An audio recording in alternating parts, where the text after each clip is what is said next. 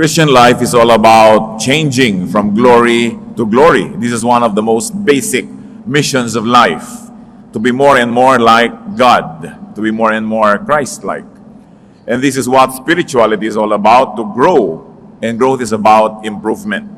At sa atin pong pagtahak dito sa steps of improvement, we're going to discuss 2 steps to self-improvement. At isa sa mga pinakamatatas na uri ng pagsamba sa Panginoon, liban sa pag-awit, pagdadala ng ating mga offerings, pagsayaw sa Panginoon, pagpupuri, yung ibinigay niya sa atin na personalidad ay patuloy na payamanin ang ating ugali, ang ating karunungan, at ang ating personalidad. This is an act of worship that is very sublime to improve ourselves. Dear God, thank you that you're God of improvement, that you are God of inspiration and empowerment. Salamat sapagkat maaari kaming umasenso, lumago, lumalim, tumaas ang pangunawa at ang aming personalidad mahubog palapit ng palapit sa wangis ng iyong anak na si Jesus. Patawarin niyo po kami sa mga kasalanan namin, linisin kami sa aming mga karumihan at punan niyo ang aming mga kakulangan. Mangusap kayong may kapangyarihan, maging pagkain ng aming espiritu ang inyong mga salita at maging kalakasan, maging ng aming katawan. We ask you, Father, to be the speaker, lead us, teach us, hold us by the hand, and usher us into a world that is ever-changing, ever-improving within our hearts. Lead us, Father. Be our speaker. Protect us from lies and falsehood. Protect us from harm, from works of evil men and evil spirits. Strengthen our bodies, sharpen our minds. Dalangin din namin pagpalain mo lahat ng mga mahal namin sa buhay, lalo yung mga hindi namin kasama sa sandaling ito. Mangusap kayong may kapangyarihan, set us free. Do your will, glorify yourself. In the name of Jesus, our Savior, our Lord, we pray. 2 steps to self-improvement. Napakahalaga na ang Kristiyano ay patuloy na lumalago. Hindi lang sa alam niya sa Biblia, kundi kung paano niya ito inilalapat sa kanyang buhay. How to improve yourself? Immerse yourself in the most destructive elements of the time and then attempt to swim. Ilubog daw ang sarili sa mga pinaka-nakakahamon na mga elemento ng buhay ng iyong panahon at pagkatapos sikapin mong lumangoy. Jesus immersed himself in a very destructive element of his life, and that is temptation. Hindi niya ito iniwasan. Sa katunayan, siya ay dinala ng Espiritu upang siya ay tuksohin ni Satanas. Matthew 4:1, Then Jesus was led by the Spirit into the desert to be tempted by the devil.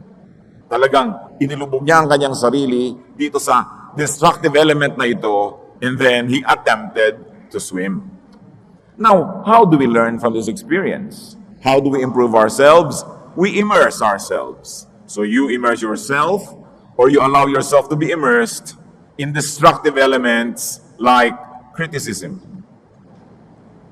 Ano ba yung mga destructive element? Yung talagang pag pinabayaan mo, masisira ka niyan. Pag hinayaan mo, talagang ikaw ay madadamage, magiging sugatan, duguan. Pero hindi pwedeng iwasan ng ganito mga bagay. Sapagat ang tunay na buhay ay kinakailangang lumangoy, tumawid ng maraming destructive waters. But the important thing is to always bear in mind that God knows our situation and that this is happening for a purpose. So allow yourself to be immersed in criticism. Yung ikaw ay napupintasan, yung ikaw ay napupulaan, sinusuri, sinusukat, hayaan mo lang. Acts 11:2-3 and 17-18. So when Peter went up to Jerusalem, the circumcised believers criticized him and said, You went into the house of uncircumcised men and ate with them? So if God gave them the same gift as he gave us, who believed in the Lord Jesus Christ, who was I to think that I could oppose God? When they heard this, they had no further objections and praised God, saying, So then, God has granted even the Gentiles repentance unto life. Ano po ang background niyan? Hindi naman sanay ang mga Hudyo na nakikisalamuha sa mga hindi Hudyo. And one of the distinctions of Jewish men was that they were circumcised, and Gentiles were not. Kaya ang nung nakihalubilo at nakikain pa sa hapagkainan ng mga Gentiles itong si Peter, na hindi nila nakagawi ang gawin, ay siya ay inusig. Siya ay pinulaan, sinuri, he was criticized. But that occasion was turned by Peter into a blessing because being criticized gave him the forum to explain his philosophy, his theology. Pag tayo po'y napupulaan, napipintasan, ang nagiging blessing niyan, nakapagsusuri tayo sa ating sarili. Una, itatanong natin, totoo ba ang inaakusa sa atin? Kung totoo, gaano katotoo? Buong totoo ba? Kalahating totoo? 1/4 na totoo? Sapagkat hindi naman pwedeng maging perfect ang isang bagay. So ang isang criticism, hindi rin pwedeng maging perfectly wrong. Merong tama din doon kahit paano. Kaya pwedeng maging blessing kung susuriin natin, ano ba ang totoo dito? At pagka totoo nga ang nakita natin sa pamumula sa atin, daig pa natin ang nanalamin. At ang nananalamin ay nagkakaroon ng pagkakataon na ituwid kung ano man ang mali sa kanyang itsura. So turn criticism into an opportunity to even teach. Not only to explain yourself, but also to teach. Huwag tayong laging manipis, maramdamin pag napupulaan o napipintasan o sinusuri, sapagkat yan man ay maaaring maging daan para maipaliwanag natin ang ating palagay, ang ating kurukuro, ang ating paninindigan, o kaya kung hindi man, makita natin kung ano ang pananaw sa atin ng iba at maituwid natin kung meron tayong mga kalikuan. Immerse yourself in rebuke. Yung itinutuwid ka, pinapagalitan, itinatama. Peter was rebuked by Jesus. Mark 8:33, si Jesus ay pinipigil ni Peter na magpunta sa Jerusalem. But when Jesus turned and looked at his disciples, he rebuked Peter. Get behind me, Satan, he said. You do not have in mind the things of God, but the things of men. Si Peter tinawag ni Lord na Satan. Kasi satanic yung idea na lumalabas sa kanya. Siya ay talagang napaka-diretsahan na itinuwid. But righteous rebuke jolts. It corrects and gives a wake-up call. Talagang tayo nauuga, naliligalig na yuyug-yug ng isang matuwid at malakas na rebuke. Pero ito'y nakakapagtuwid at nakakagising sa mga tulog o sa mga inaantok. Peter, from this rebuke, rose to become the spokesperson of the group. Siya ang kinilalang leader sa maraming paraan, subalit yun ay hindi nangyari kung hindi siya naituwid. You want to continue to improve? Immerse yourself in education. The process of education could be destructive.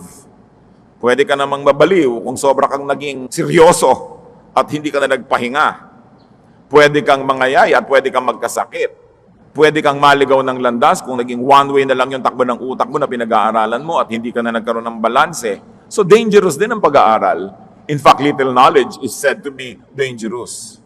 But we immerse ourselves in education. Akala nung iba, pag nagkaroon na sila ng bachelor's degree tapos ng edukasyon, tumitigil na sila. Ayon po sa pag-aaral, napakaliit na porsyento ng ating utak ang nagagamit ng tao sa kanyang buong buhay. Marami pa dapat malaman, marami pang maisip, marami pang maimbento, magawa, maabot. Pero tamad ang taong mag-aral. Ni ayaw magbasa. Ni ayaw magsaliksik. Pag sinabi mo, mag-enroll pa tayo, naku, ayoko niya magbasa-basa niya, mag-notebook pa. Eh ano na lang, magchismisan na lang, magkwentuhan, manood ng mga TV, sayawan ng sayawan. Contest na walang kakwenta-kwenta, nakaka-brain damage pag sumali ka. Yun ang ginagawa ng buong bayan, kaya hindi umaasenso. We must continue to educate ourselves. Pati si Jose Rizal, hindi siya sumasang-ayon. Lumaya agad ang Pilipinas noong kanyang panahon. Bakit? Alam niya na napakalaking porsyento ng mga tao ay mangmang. At ang mangyayari sa mga mangmang kung sila naging mga leaders, ibubulid lang nila sa kapahamakan ang kanilang mga pinangungunahan. Importante ang pag-aaral. Even Jesus grew in wisdom and stature, in favor with God and with men. Patuloy siyang nag-aral. Patuloy siyang nagsaliksik. Luke 2:45-46. Nung umuwi si Mary at saka si Joseph sa kanilang hometown, hindi nila makita si Jesus. Nung sila'y pauwi na, 12 years old na Jesus, nawawala, pinaghahanap nila sa Jerusalem. When they did not find Jesus, they went back to Jerusalem to look for him. After 3 days, they found him in the temple courts, sitting among the teachers, listening to them, and asking them questions. Start early. Nasaan kaya ngayon ang mga 12-year-old? Saan nila laging gustong pumunta? No? Sa mga computer shop at maglaro ng walang katapusan. Hanggang magkasira-sira ang mata at magkaduling-duling at mabutas ang bulsa, kababayad. Nasaan kaya ang mga tao? Anong pinagagagawa? Tayo ba ay nagsasaliksik ng karunungan? Acts 7:22, Moses was educated in all the wisdom of the Egyptians and was powerful in speech and action. Malakas ang utak, powerful in speech, malakas ang katawan. Hindi yung puro katawan lang, ang ganda-ganda ng katawan, tapos yes lang, hindi alam ispelin. O kaya ang tali-talino, pagkatapos parang tipaklong na sa kapayatan dahil pinabayaan na ang katawan. Moses grew in speech and action. This is mind and body matter. Jesus grew in wisdom and stature, mind and physical body, in favor with God, spiritual, and in favor with men, social. Balanced growth. Why is education important? Because it's only the truly educated that will understand God more fully. Because even God is a concept. Hindi naman siya estatwa, hindi siya rebulto, hindi siya tubig, hindi siya dahon. Ang Diyos ay espiritu, konsepto. Ang theology ay konsepto, ang philosophy ay konsepto. Paano mo lalakihan ang pag-unawa mo sa Diyos kung kakaunti ang vocabulary ng iyong isip? Kakaunti ang salitang kayang maunawaan at lalong kakaunti ang salitang kayang sambitin. Kakaunti ang mga kulay na pwedeng makita kasi intellectually colorblind. Kakaunti ang pwedeng maunawa. Paano lalago? Education lifts up the mind. It polishes the soul and sets the noble spirit free. Sa kalooban ng bawat tao ay mayroong napakamarangal na kakanyahan, na identity, na personalidad. Napakarangal. Pero yung marangal na tao sa loob niya ay nakagapos, nakatali. Ang nagtatali dito, kamangmangan. Kakitiran ng isip, kawalan ng alam. At habang ang tao ay nag-aaral, nalalagot ang mga tali ng kamangmangan, doon lang nakakalaya, doon lang nakakakilos, yung marangal na pagkatao. Kaya napakarami mga tao ay napakahamak. Hamak ang ugali, hamak ang pag-iisip, hamak ang mga ginagawa at hinahamak ang sarili at pumapayag na hamakin sila ng iba kasi kulang sa kaalaman. Hindi nila alam na sila yung mangmang. Kaya napakahalaga patuloy na pag-aaral ng tao. Mahirap talagang gawin yan. Kaya nga sabi, immerse yourself in the most destructive elements of the time. Mas masarap matulog, mas madaling manood ng TV na lang, lalo hindi ka na pinag-iisip para wag ka ma-stress. Yung iba na i-stress pag nag-iisip, samantalang isa yan sa mga pinakamasasarap gawin sa buhay. Yung mag-isip, maabot ng isip mo yung hindi mo dating naaabot, makita mo yung hindi mo nakikita, maunawa yung dating magulo. It's better than eating. It's better than having pleasure. Yun naman ay kung nauunawa natin ang halaga ng patuloy na pag-aaral. Kahit may edad ka na, mag-aaral mag-text. Kung makakabuti sa buhay mo, hindi yung text ka ng text tapos yung abubungan text ng text para sa'yo. May mata ka pa, may daliri ka pa, hindi ka pa naman patay, ba't di ka mag-aaral? Matanda na ako. Di ilibing ka na namin. Ayaw mo na pala eh. Di ba? Ngayon gusto mo pag mabuhay, mag-aral ka pa. Buksan mo pa ang isip. Marami pang pwedeng malaman. Hindi na pwedeng kung matanda ka na, ipipikit mo na yung mata at hihiga ka na lang dyan. Aantayin na tawagin ka ni kamatayan. Ang buhay ay napakasarap kung ang utak natin ay gising. At marami tayong nauunawa. Sa isip lang tayo nakakalaya. Kahit ang tao nakakulong sa mga bilangguan, imagine lang yan na siya ay nasa ibabaw ng isang bundok o kaya naliligo sa batis. Ang totoo ay nararanasan niya yon sa spiritual na paraan. At daig pa yung kuminsan ay tunay na physical experience. Alam nyo yan, try to imagine things and you actually benefit from what you imagine. Many people who have sexual imaginations know that it works. That imagination works. Hindi lalo na kung mag-i-imagine ka na magagandang bagay. Diyan ka lang napapalaya sa mga kahirapan, sa mga karamdaman. Kung ang isip mo ay malaya, nakakaalis sa pangaloob ng iyong bungo at nakakarating sa mga langit, sa mga alapaap at sa malalayong mga tabing dagat. Kailangan ng isip ng tao malaya. Anong nagpapakulong sa isip ng tao? Bias. Yung kinulong mo na, ay, ang Kapampangan ganito, ay, ang Ilocano ganon, ay, ang Bicolano ganyan. Ikukulong mo yung isip mo. Kaya tuloy pag may taong Kapampangan na iba yung ugali, hindi mo na na-appreciate. Kasi, tinipecast mo na. Nakakulong ang isip ng mga taong, ay, ganito dapat, ay, ganon dapat. Nung araw, ganito kami. Nung araw yun eh. Di bumalik ka nung araw eh. Wala na yung nung araw, ngayon na. So, kailangan palitan mo yung pananaw. Kailangan, ganito lang kami magluto ng sinigang, kailangan ang nilalagay lang na pampaasim, ganito. Marami pang iba. Buksan mo ang iyong isip. Palayain mula sa mga gapos ng limitadong karanasan. Kailangan nakabukas ang isip ng tao. Mapakahirap kasama sa buhay yung makitid ang isip. At lalo lang napakahirap kasama sa buhay yung ang bagal na mag-isip. Parang ikaw ay napakabilis tumakbo, pangkarera ka, tapos yung asawa mo parang pagong. Di ba yung inis na inis ka dahil gusto mong talagang kumawala, tumakbo ng mabilis, but this person is holding you down. Dahil yun lang ang speed niya. Ganyan din yung mga driver na gustong mabilis, tapos may kasamang lola, ay bagalan mo lang. Parang libing, ganun ang gustong speed ng lakad. Inis na inis yung nagmamaneho kasi kaya niyang bilisan pero pinipigil siya. Paano pa yung ang isip ay matalas, matalino, malayo ang naaabot, tapos ang kasama sa bahay, ang kasama sa buhay, ganggamunggo ang isip. Di ba napakalaking frustration sa buhay yon? Kaya kung mahal nyo ang inyong mga mahal sa buhay, mga kapatid, at sila'y matatalino, meron silang mga bakas ng katalinuhan na pwede mag-improve. Imbes paliitin nyo ang utak nila para kayo magkasabay, yung utak nyo ang palakihin nyo. Pareho pa kayo nakinabang. Hindi yung gusto mo to pull people down. Mahihiyain ka, may asawa kang sociable. So dito na lang tayo sa bahay, huwag na tayo atin ng mga lamay, ng mga binyag, ng mga kasalan. Kasi mahihiyain ka, so gusto mo rin siyang ikulong sa iyong pagiging mahihiyain. Ikaw, kapatid, ang lumaya sa iyong mga pagiging mahihiyain. Hindi ang pipigilin mo yung isang taong mas evolved ang kanyang social life. Maraming ganon, ang asawa pinaliit, imbes pinalaki. Kasi doon siya komportable. Ang comfort zone niya, yung comfort zone ng kamangmangan. Kaya yung mga mangmang, yan ang mga tampurista, yan ang mga maramdamin, mga madadaling masaktan, magdamdam, maghinanakit, magtanim ng sama ng loob. Kasi walang pinagkukunan ng pangunawa sa kapwa. Ang iniisip lang nila, sila, nasaktan ako, hindi ako napansin, kinawawa ako, etc., etc. Kung meron tayong ganyang mga nangyayari sa buhay natin, kapatid, kamangmangan yan. Dapat yang harapin at baguhin, palayain ang isip. Ang tagal-tagal lang malaya ng Pilipinas mula sa Espanya, hindi na natin sila pwedeng sisihin para sa ating mga kahirapan ngayon. Ang tagal-tagal na rin nating lumaya sa mga Hapon, maging sa mga Amerikano. Ang tagal-tagal na. Bakit yung mga Singaporeans, noong 1960s lang sila naging bansa? Naunahan pa tayo sa pag-asenso. Bakit yung mga iba, hindi nila sinisisi yung colonial past nila? Alam niyo ang problema sa Pilipinas? Matagal lang malaya ang ating political system, pero bilanggo ang ating utak ng kamangmangan. At pababa ang level ng edukasyon. Pagkausap mo mga high school students, college students, parang kausap mo grade 2 ang mga reasoning.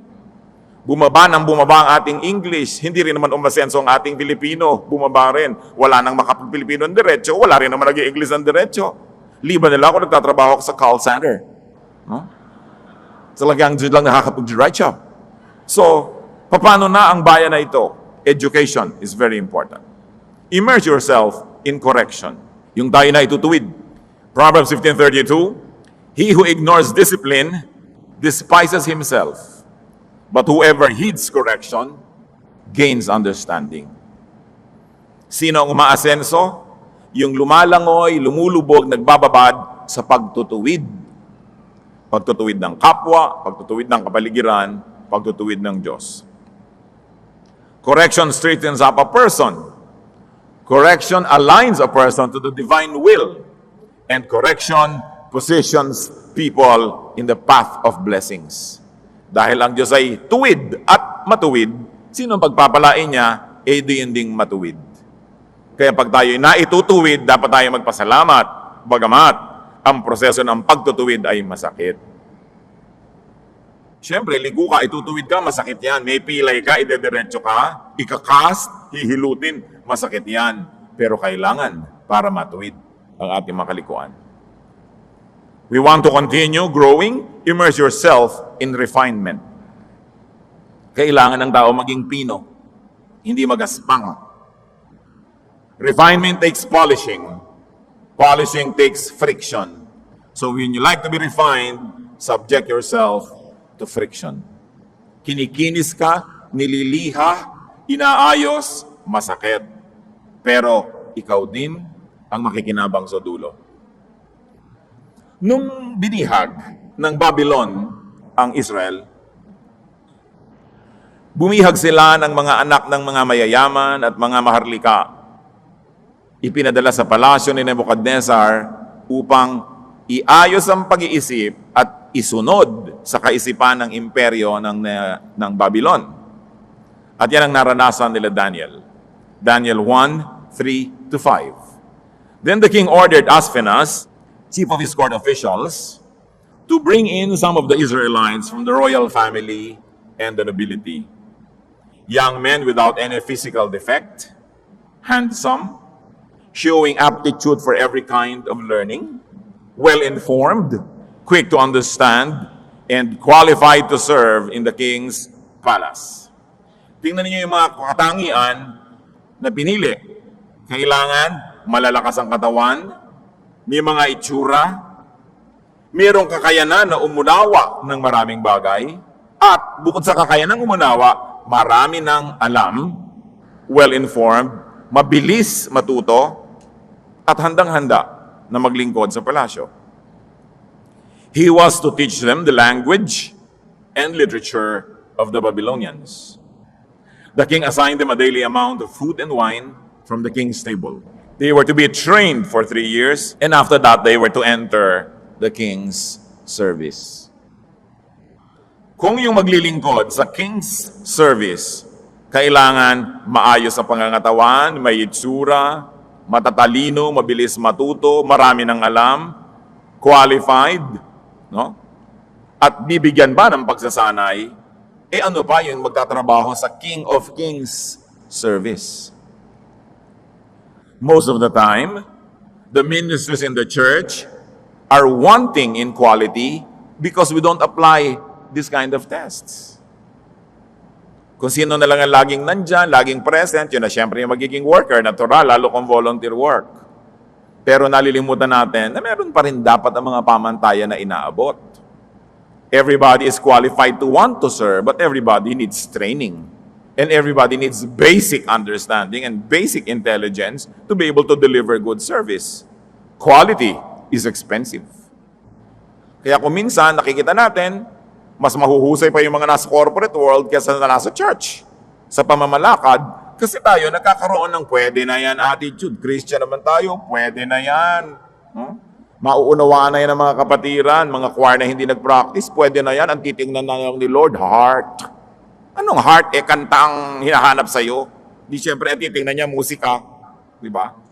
Meron pang kakanta po ako, huwag niyo na pong pakinggan ang aking tinig, yun na lang pong words. I-fax mo na lang. I-text mo na lang yung kanta hindi naman pala papakinggan yung boses mo. Mga dramang bukid.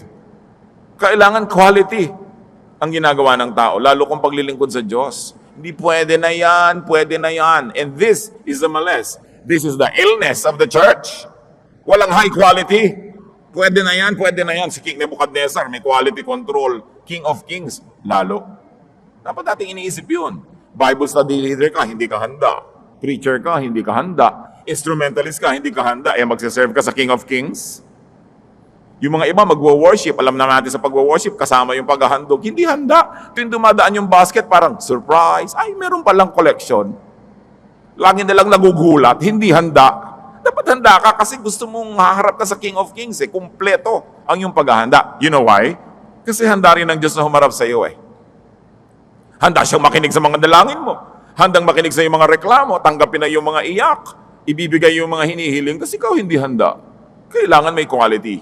And for this, we need refinement. Refinement brings out the best in the person and prepares one for noble tasks. Magiging tabu ka na rin lang, maging tabu ka na sa palasyo. No? Kaya tabu ka, tas tabu ka lang kung saan. Sa isang public toilet, sa Blumentritt Market. No? You can imagine na medyo iba na yung tabu doon. Pero tabu-tabu lang kayo, pare-pareho. Pero hindi pare-pareho ang lahat ng tabo. Magiging tabu ka na rin lang kapatid, maging the best tabu ka na dyan. Kakanta ka na rin lang, maging best ka. Magtuturo ka, maging best ka. For the Lord, for the Lord's glory, and for your own benefit. Yan ang immersion. Marami pa tayong pwedeng immersion na gawin. Isipin niyo mga kapatid, ano bang dapat yung langoyan, lubugan, babaran, na hindi masarap, hindi maganda, mahirap, pero kailangan. para tayo umasenso. And after immersion in difficulty, emerge. Matapos kang lumubog, lumutang ka uli.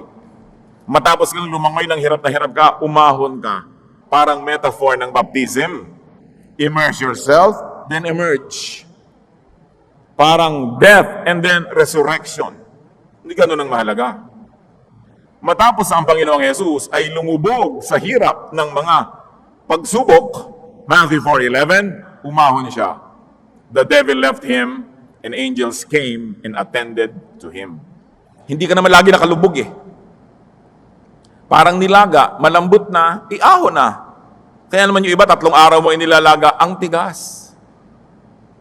Kaya ganoon din, kung minsan, tagal-tagal natin na pinapaalo tayo ng Diyos, tayo itinutuwid, kasi ang tigas. Lambutan mo yung sarili, hayaan mo ang Diyos na hipuin ka at ituwid, at paghanda ka na, iahon ka na.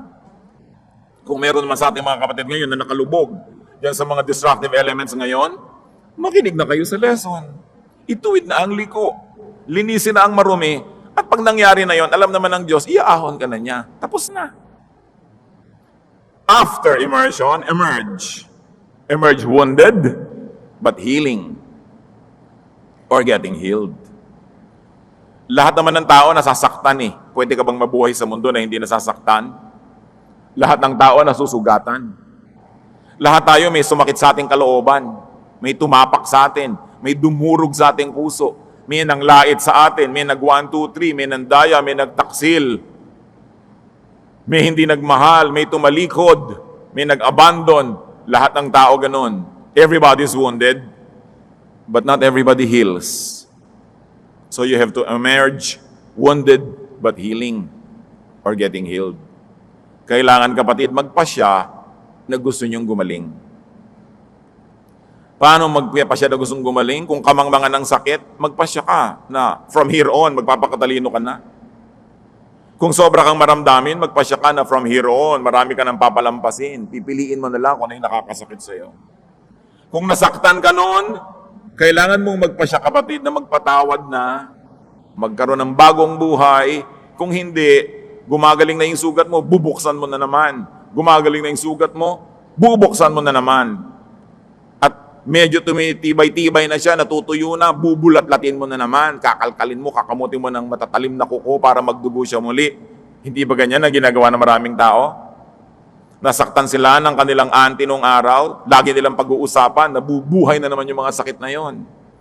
Yung galit na sana'y humuhupa na, muli na naman sisilakbo.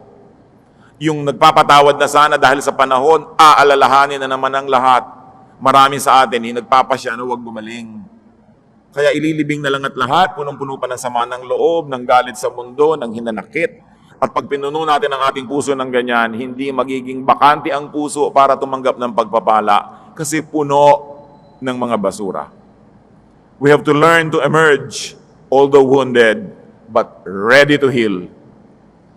And it's a matter of decision. Job 5:17-18.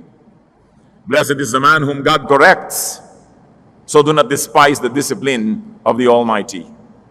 For he wounds, but he also binds up. He endures, but his hands also heal.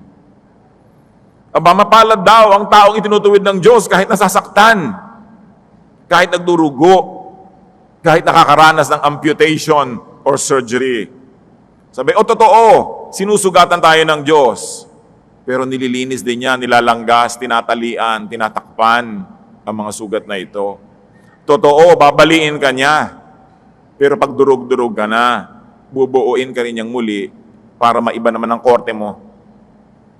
Kasi kung isa kang jar na mali ang korte, kailangan durug-durugin ka para mabuo ka na naman, iibahin yung korte mo. You have to be reconstituted para maiba. When you have reached the bottom, thank God, because there is no other way but up. Pag sobra na sagad na ang baba ko na, wala na akong pwedeng babaan pa. Ang hirap ko na, hindi na po kayo mas mahirap pa kaysa rito. Wala na kayong direksyon na pwedeng tahakin, kundi pataas na, dahil nandun na kayo sa ilalim eh. Kaya kung minsan, mas madali at napapadali ang pagpunta mo sa kaila-ilaliman, mas ibig sabihin, mas madali kang lulutang agad. Kung sa pagtutuwid ng Diyos ay hinihingi na kailangan makarating ka sa kaila-ilaliman dahil ang tigas mo eh. Kailangan talagang pagkadurug-durug-durugin pa. Pag nagkakadurug-durug na tayo, magpasya kayong, I will make something out of this. Itong mga sugat na ito gagawin kong bulaklak na disenyo ng aking balat. Ang mga peklat na ito ay aariin kong magandang design. Paalala na ako ay natuto. Kailangan mawala yung bitterness. Kaya si Job, alam natin ang kwento niya, ang yaman-yaman, ang dami-daming anak, pinakasikat na tao sa kanyang bayan, biglang dinalaw siya ng sobrang pagsubok, bagamat siya'y matuwid. Subalit nang malampasan niya yon, nakabawi siya, doble pa kaysa dati ang naging kayamanan niya. Kasi naman matuwid naman talaga siya, pagsubok lang yun eh. Hindi yun parusa, yun ay pagsubok. At nalampasan niya. Job 42:11. All his brothers and sisters and everyone who had known him before came and ate with him in his house. They comforted and consoled him over all the trouble the Lord had brought upon him, and each one gave him a piece of silver and a gold ring. Tingnan ninyo ang verse. Nung may sakit siya at nagdusa, naghirap, nagkaroon ng kutak-kutakot na galis, walang pumupunta sa kanila. No? Pero nung siya ay nakarecover, nakalampas sa pagsubok, at siya ay binubuo muli ng Diyos, ano nangyari? Nagdatingan uli yung mga tao, nagkainan uli sa bahay niya. Ang mga tao pupunta sa inyo kung kayo mabango, kung kayo ay may pera, kung kayo ay masigla, masaya. Kung puro luksa kayo, sugat, dusa, hindi kayo pupuntahan. Huwag na kayo magdamdam, natural yun. Di ba ayaw mo magpunta sa mga kamag-anak mo na wala namang gagawin kundi dumaing? Ayaw mo pumunta sa iyong mga kaibigan na walang gagawin sa'yo kundi utangan ka? Yung pupunta ka sa kanila, sariwang-sariwa, pag uwi mo lanta ka kasi sinipsip nila lahat ang iyong lakas ng kanilang mga hinaing, reklamo, problema. Siyempre, yung likas sa iyo, na iligtas ang iyong buhay sa panganib na Diyos din ang naglagay dyan, ilalayo mo ang sarili mo sa mga ganito. Pero nung siya ay nakarecover, nun siya binigyan ng pera. Everybody gave silver and gold. When? Nung naghihirap siya? No! Bakit ka naman magbibigay sa naghihirap? Ano mangyayari sa binigay mo doon? Common sense yun, ha? Hindi ko sasabihin ng godly sense. Yun ang sense ng maraming tao. Pag meron ka na, bibigyan ka pa. Kita nyo ang mga regalo sa mayayaman, magaganda. Ang mga regalo sa mahihirap pag Pasko, kalendaryo ng hopya. Mahirap ka. Bakit ka bibigyan ng malaki? Hindi mo kaya magsukli. Hindi ko sinasabing yun ang tama, pero yun ang kalakaran ng mundo. So gusto mo pala na pahalagahan ka, puntahan ka ng tao, make something of yourself.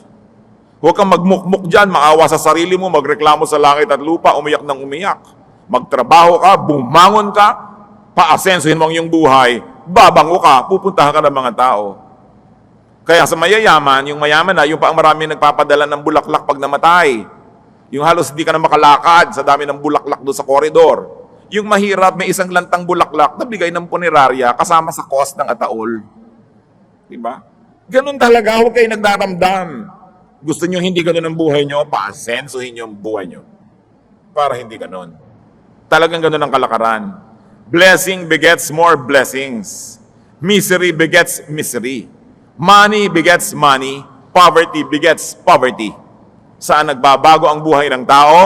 Hindi sa swerte, sa pag-iisip. Pag nagpasya ka, ayokong maging mahirap. O ayokong patuloy maging mahirap, gagawa ka ng paraan. Hindi ka man maging mayaman, surely makakaangat-angat ka kahit papano. So turn every criticism, every rebuke, every correction into an asset. Pag binabato ka ng bato, ipunin mo, hindi ka na kailangan bumili ng graba para magpagawa ng bahay. Everything could be turned into a blessing. After immersing yourself in difficulties, emerge stronger. Kita nyo yung mga nag-gym. Pag nakita mo itsura ng pagmumuka, pag binubuhat yung bakal, no? Pagka yung tiyan pinipilit na itayo sa kanilang mga sit-ups, kita mo ang pagdurusa sa muka. Di ba? Pero pagka-shower niya at paglabas, aba, ang lahat ay napapatingin at muling napapatingin dahil he emerges stronger. No pain, no gain. So habang ikaw ay going through pain, imaginein mo na kung magandang yung attitude, this pain will turn into gain. Ang mahirap, nagdusa ka na ng nagdusa, tapos wala pa rin nangyari sa buhay mo. Natuto ka na ng natuto, pero hindi mo naman in-apply. Marami ka nang nalaman, hindi mo in-apply. Useless ang paghihirap. Pero bawat paghihirap, bawat pagdurusa, pighati, kalungkutan, kung ang magiging bunga nito, you became better, you became stronger, then it's worth it. Tulad ng mga pagdurusa na mag-asawang naghihiwalay para lang magtrabaho ang isa abroad. O pareho sila pero magkaibang bansa. May pagdurusa, pero may uuwian silang bahay na naitayo, na pag-aral ng mga anak, worth it. Pero yung nagkahiwalay na kayo, nagdusa kayo, pagkatapos nagka-boyfriend si babae, nagka-girlfriend si lalaki, nagkawatak-watak ang buhay nyo, wala rin kayong pera in the end, gulo-gulo pa kayo. Sayang ang inyong mga paghihirap. So may mga paghihirap na nakabuti, pero may paghihirap na nakasama. Alin na nagpasama? Kamangmangan. Kakulangan ng pag-iisip. Bakit hindi pakinabangan ng hirap?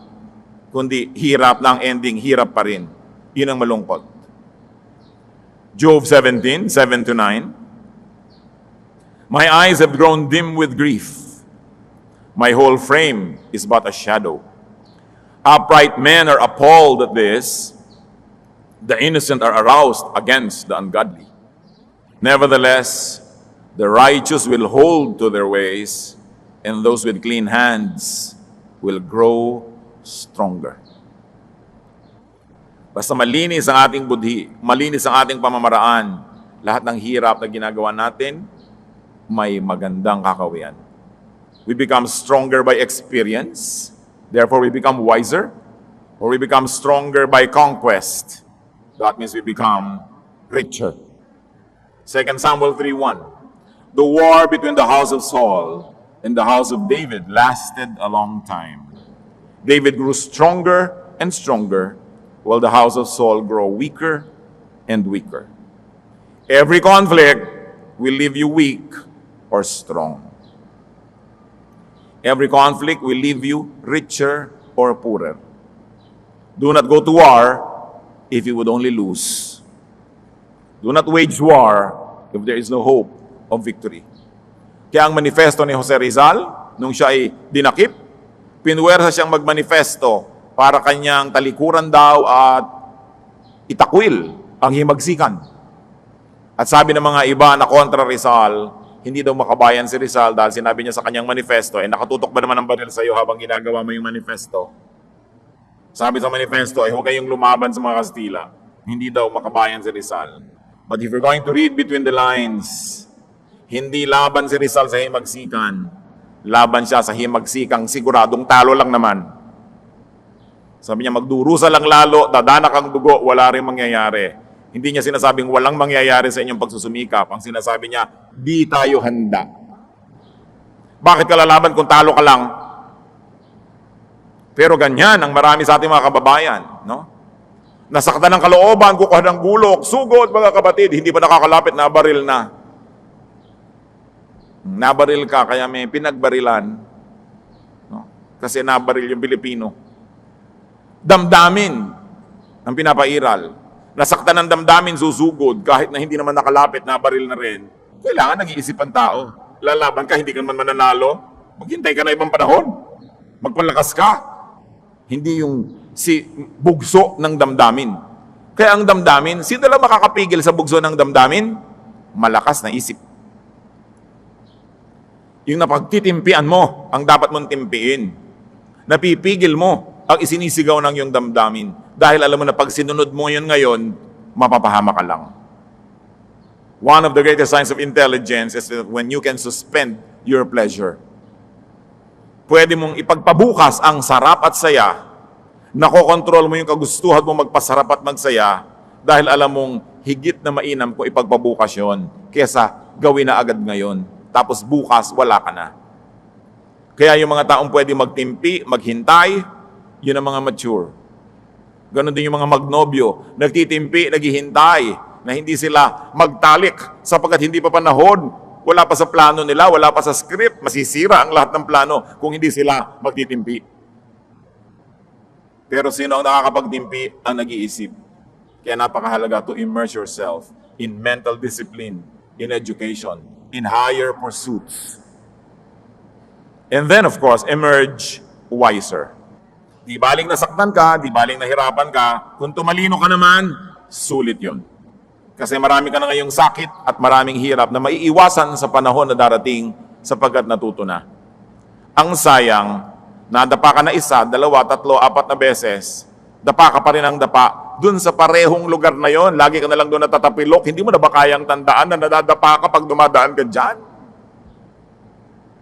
You must not allow the same serpent sting you twice, sabi ni Shakespeare. Natuklaw ka na ng ahas na to, pagdaan mo bukas, natuklaw ka na naman. Bukas, dadaan ka na naman dyan, natuklaw ka na naman. Ikaw na may problema noon, ha? Matalino yung ahas, ikaw hindi.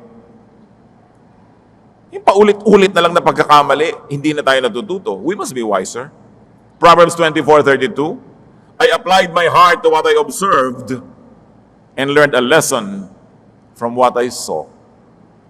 Tingnan lang natin ang buhay ng ating kapwa, mga nasa paligid. Marami na tayong maiiwasang hirap na kanilang dinanas kung matututo lang tayo sa kanilang mga naranasan. How do we grow and improve? Immerse yourself in difficulty. Allow yourself to be immersed in difficulty. Bahagi yan ng buhay. And also, immerse those you love in difficulty. Payagan nyo ang mga mahal nyo sa buhay, lalo mga bata, na mahirapan. Sapagkat yung lumalangoy sa hirap, lumalakas, natututo, pag-ahon yan, handang makibaka sa buhay. Kaya si Balagtas, lagi ko nalang kinukote, sabi niya sa Florante at Laura, pag-ibig anak ko'y aking nakilala. Di dapat palakhin ang bata sa saya. At sa katuwaan kapag namihasa, paglaki walang hihinting ginhawa. Totoo. Pinalaki mo sa sarap, walang kalakas-lakas. Sabi niya, para ng halamang lumaki sa tubig, dahoy nalalanta, munting di madilig. Ikinaluluoy ang sandaling init. Ganon din ang pusong sa tuway maniig. Konting problema, tumba na. Ang taong magawi sa ligaya at aliw, mahina ang puso't lubhang maramdamin. Inaakala pa lamang ang hilahil na darat ni di na matutunang bathin. Ini-imagine pa lang ang problema, suko na, talo na. Laki kasi sa layaw, laki sa sarap, laki sa ginhawa. Kaya sabi niya, nakilala ko na kung anong tunay na pag-ibig sa anak. Turuan mong mahirapan. Paghugasin mo ng plato, paglabahin mo, pagplansyahin mo, paghugasin mo ng kotse, maglinis yan ng garahe, magbungkal ng bukid, magtanim, magsaka, magtroso, magforestry, magpalaki ng baboy, mag-alaga ng manok. Di ba? Hindi puro text ang text. Ang gusto pa yung cellphone, may lumalabas sa tinapay. Wala pang kinikita, saksakan na yabang. Gusto lahat, designer clothes. Anong hihinting ginhawa? Anong kinabukasan na naghihintay sa mga batang hindi malang marunong maghanap buhay? Hindi malang marunong makisama? Pagka naulila, makikitira sa mga tiyo-tiya, kamumuhian dahil saksakan ng tamad. Diba? Kailangan natututong makisama. Yan din ang makikinabang sila rin. Let them get immersed in difficulty so they emerge as good persons. So thank God for difficulties, because difficulties could be turned into blessings, into wisdom, into riches and endurance. Swim with God's help and emerge for God's glory. Napakahalaga na nananalig tayo, na tayo man ay nalulubog sa hirap, tayo man ay dumadaan sa hirap, yun ay panandalian lamang. At kung ating matututunan na ang leksyon, malalaman na ang dapat malaman, itinutuwid na ang dapat ituwid, iaahon na tayo agad ng Diyos para mabuhay na ng ganap. But we all have to pass through this. Diyos namin sa langit, dalangin namin kung may mga kapatid kami ngayon na sisinghap-singhap, pinipilit lumangoy, kung saan man sila napatapong mahirap na kalagayan, ipaalala mo na hindi kayo nakakalimot sa amin. Alam niyo ang aming kalagayan, may dahilan ng lahat. Maunawa namin kung bakit pinapayagan yung mangyari ang mga nangyayari, maituwid namin aming pag-iisip, matutunan ang dapat tutunan, paggalingin ang aming mga sugat at magkaroon kami ng panibagong buhay. Nawa, Panginoon, palakasin mo ang mga anak na ngayon ay nahihirapan sa paglangoy, pagod na pagod, sawang-sawa na sa pagkakalubog sa pinagkakalubog ang mga putik at mga pusali. At dalangin namin, Panginoon, maging malinaw sa aming isip na ito'y bahagi ng aming paglago, bahagi ng aming pag-asenso bilang mga tao. hindi mo rin gusto na kami dumadanas ng hirap, tulad ng mga tunay na nagmamahal sa magulang na hindi naiibigan ang anak nila ay nahihirapan. Pero tulad mo, pahalagahan namin ang training. The training is aimed at polishing us so that the best in us can come out of this prison. Makalaya kami sa kamangmangan, sa kakitiran, makalaya kami sa mga hinanakit at galit, at lumabas yung maganda, malinis, nagniningning na pagkatao na kinukulong ng aming mga karanasan. Magbulay-bulay tayo mga kapatid, hilingin natin sa Diyos na paliwanagin pa kung ano ang mga personal na mensahe niya sa atin, na pwede tayo to emerge from all this immersion and difficulties. Lord, sa katahimikan na ito, dinggin mo ang iyong mga anak at patuloy ka magturo sa bawat isa.